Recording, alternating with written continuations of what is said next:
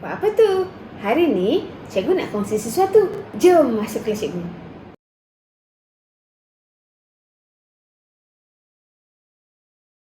Okey, so hari ni kita akan masuk nota kepada ayat aktif, ayat pasif. Okey, ayat aktif, ayat pasif ni macam cikgu terangkan dengan kamu semua sebelum ni lah. Benda ni popular sampai tingkatan 5. Selagi korang belum tingkatan 5, korang janganlah mimpi untuk lupakan. Kalau pula nanti nak masuk tingkatan 6, jangan lupakan juga.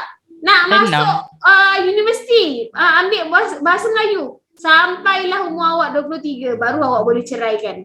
Ayat aktif, ayat pasif, ayat majmuk, ayat perintah, tu baru boleh diceraikan. So buat masa sekarang ni tak boleh ceraikan lagi. Awak kena bersatu dengan mereka. Bagi yang terlupa ada kelas malam ini, masuk sekarang. Itulah. Kata Izahri. Kalau tak jadi macam saya kena kejar dengan anjing. Tahu tak apa. Okay, so kita mulalah sebab dah ni. Alright, so ayat aktif, ayat pasif. Nota yang pertama dia simple je. Ayat aktif ialah ayat subjeknya mesti menjadi pelaku dan objeknya menjadi penderita. Ni memang bahasa paling mudah kau nak faham. Okay, ayat aktif. Senang je. Dia ayat macam mana pun kena terbahagi kepada dua, iaitu subjek dan predikat. So, untuk ayat aktif, kata kerjanya mesti kata kerja transitif. Izul menyepak bola. Mereka menyusun buku-buku itu. Aiman menunggang basikal. So maksudnya ada benda yang kena dan ada benda yang melakukan. Okay? Daripada segi maknanya, subjek Izul dan mereka menjadi pelaku. Sementara objek buku-buku menjadi penderita. Iaitu kesan kepada kata kerja. Dalam bentuk ayat aktif, kata kerja berawalan men. Men tu dalam kurungan men.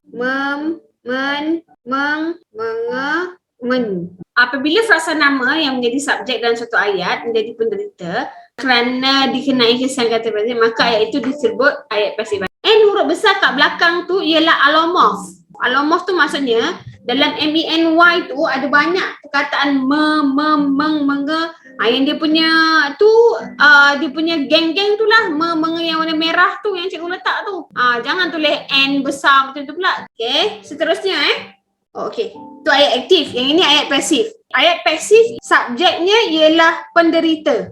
Bola disepak oleh Izul.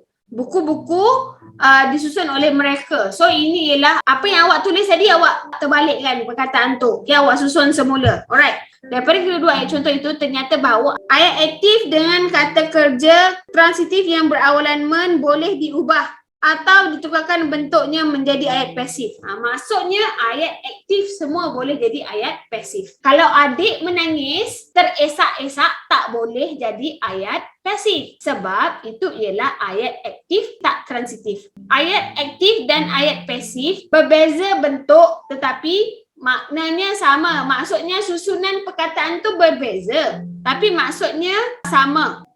Alright, so ini ialah contoh. Kat sini cikgu ada buat 5 contoh. So cikgu nak awak buat contoh awak sendiri. Cikgu buat simple-simple je. Yang penting awak faham. Okay, ibu menanak nasi, ayat aktif. Nasi ditanak oleh ibu, ayat pasif. Kita mestilah memenangi perlawanan ini. Perlawanan ini mesti kita menangi. Okay, nampak ni nampak tengok sini. Kita menangi. Yang kat sini kita memenangi. Dia punya bentuk lain. Yang kat atas ada dioleh. Kat atas ada ditanak oleh. Kat bawah lain. Okay, kejap lagi kita akan tulislah nota ni sikit. Okay, mereka akan membincangkan masalah itu. Masalah itu akan dibincangkan oleh mereka.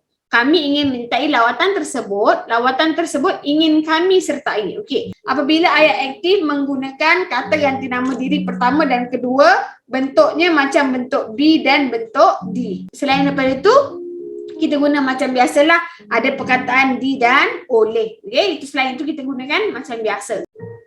Betul tu Is, betul. Ibu sedang menanam pokok bunga. Pokok bunga tak payah letak itu, tak apa. Pokok bunga ditanam oleh ibu. Bagus. Mia membaca buku cerita yang berjudul Destinasi Impian. Buku cerita yang berjudul Destinasi dibaca oleh Mia. Yes, betul. Ayat pasif diri pertama. Maksudnya ialah ayat yang kata kerjanya tidak berawalan men serta didahului oleh kata ganti nama diri pertama. Maksudnya dekat predikat dia kena didahului dengan perkataan kata ganti nama diri pertama depan kata kerja. Ayat yang kata kerjanya tidak berawalan men, tak ada awalan men. Nampak tak? Dia tulis jahit, siapkan, patuhi, laksanakan. Tak ada pun menjahit. Tak ada pun menyiapkan, tak ada pun mematuhi, tak ada pun melaksanakan. Okey? Didahului oleh kata ganti nama diri pertama. Kata ganti nama diri pertama, saya, aku, kami, kita, beta, hamba, patik. Kalau awak jumpa kata ganti nama diri pertama, bentuk dia akan jadi macam ni. Okey, dekat ruangan contoh tu sama jugalah. Awak cuba je buat awak punya contoh ayat sendiri. Cikgu, kalau dipulaukan betul juga ke? Dipulaukan betul? Aiman dipulaukan oleh Is. Is memulaukan Aiman. Rumah itu kami beli. Boleh, tak ada masalah. Buat je yang simple-simple. Yang penting faham. Itu saja. Kata ganti nama diri pertama dengan diri kedua sama. Konsep dia sama. Cuma dia punya yang ni lain lah. Ni je lah lain. Tengok ni. Ayat pasif diri pertama. Predikat ayat A hingga D. Saya jahit, kami siapkan. Mesti kita patuhi, akan patut laksanakan, terdiri pada kata kerja yang tidak berawalan men. Nampak ni? Dan didahului oleh kata ganti nama diri pertama. Tu je. Ayat pasif diri pertama boleh ditukarkan kepada ayat aktif tanpa berubah maksudnya. Tadi apa yang awak dah buat pasif tu, contoh tadi saya dapat ayam goreng itu saya makan, awak aktifkan dia pula jadi saya makan ayam goreng. So, yang diri kedua sama juga dengan diri pertama tadi. Cumanya yang ini semua ni tak payah tulis, tak apa. Cumanya awak buat kata ganti nama diri kedua. Awak, anda, engkau, kamu, kalian, saudara, tuan hamba, tuanku. Okey, kalau diri pertama dengan diri kedua bentuk sama. Cuma yang berbeza kat sini. Kamu, kalian, kau, awak. Nampak tak? Bentuk pasif dia tak ada imbuhan me. Kalau bentuk aktif dia ada imbuhan. Alright. Yang ini pun sama juga. Tak payah salin. Bendanya sama dengan dengan kata ganti nama diri pertama. So tak payah salin. Yang awak cuma buat yang ini je. Yang tadi awak dah buat pasif, yang ini awak aktifkan. Biar nampak ada beza kat situ. Nampak ni? Kamu wajib menjawab. Bila aktif ada tu. Last. Diri ketiga, ayat pasif diri ketiga. Diri ketiga ni ialah dia, ia, beliau, mereka, baginda. Okey, dewan ini sudah dibersihkan oleh mereka. Permohonan itu belum diluluskan oleh beliau, baginda. Okey, tengok ni. Dia punya maksud. Okey, ayat yang kata kerjanya berawalan di dan frasa nama sebagai objek. Olehnya. Nya ialah objek. Mereka ialah objek. Dan dia semuanya ada di. Dia letak je oleh. Senang. Karangan bunga itu digubah olehnya. Karangan bunga itu digubah oleh beliau. Boleh je, tak ada masalah. Dewan ini sudah dibersihkan oleh mereka. Permohonan itu belum diluluskan oleh beliau. So ini antara contoh yang ada untuk awak punya ayat pasif kata ganti nama diri ketiga. Macam cikgu cakap tadi, ayat aktif, ayat pasif awak kena tahu kata ganti nama diri pertama sampai ketiga. That's all. Okay, predikat ayat terdiri daripada kata kerja yang berawalan di. Okay, ayat-ayat pasif boleh ditukarkan kepada ayat aktif tanpa berubah maknanya. Sama juga macam tadi. Macam mana? Cikgu harap anda belajar sesuatu.